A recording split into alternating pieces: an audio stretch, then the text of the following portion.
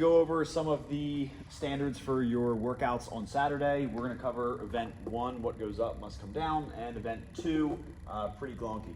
We are going to have an athlete briefing on Saturday, which will kick off at 8 a.m. We're going to start at 8 a.m. sharp, so don't miss it.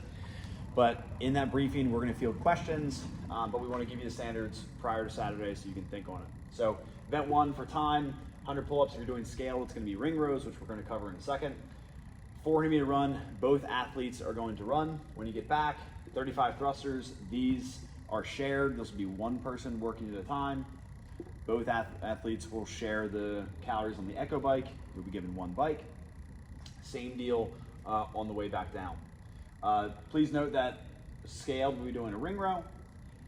For your RX, you'll be completing ring muscle-ups. Chest-to-bar pull-ups will be for your masters, and pull-ups will finish it up for the scale division.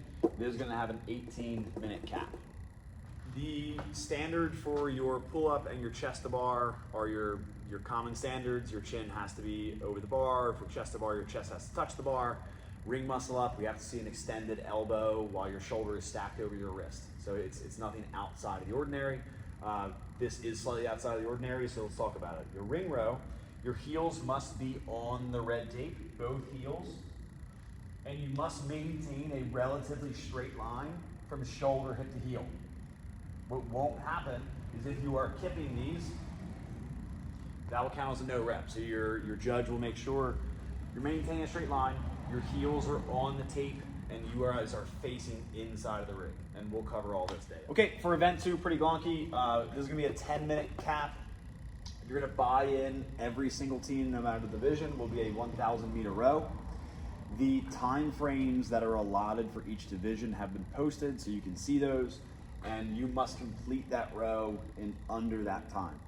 If you do complete the row, you are welcome to move on to your first set of toes to bar.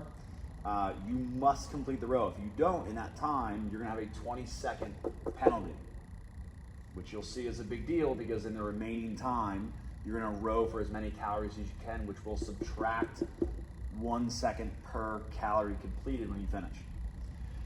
After you finish the row, you share this work, one person working at a time, 18 toes to bar, 18 burpee box jump overs. We will be facing the box.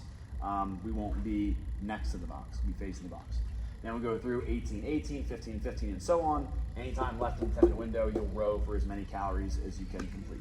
Event 3 will be announced 10 minutes before it starts. You know that your movements are a power snatch, a ski erg will be involved, and a clean and jerk. Again, these standards aren't out of the ordinary. The snatch, you'll get the bar from the ground to overhead in one movement. That does need to be a power. Your clean and jerk, get the bar from ground to shoulder, shoulder to overhead. Any kind of shoulder overhead is fair game, so long as that the bar goes from ground to shoulder, shoulder to overhead. We'll cover more standards 10 minutes before that workout starts.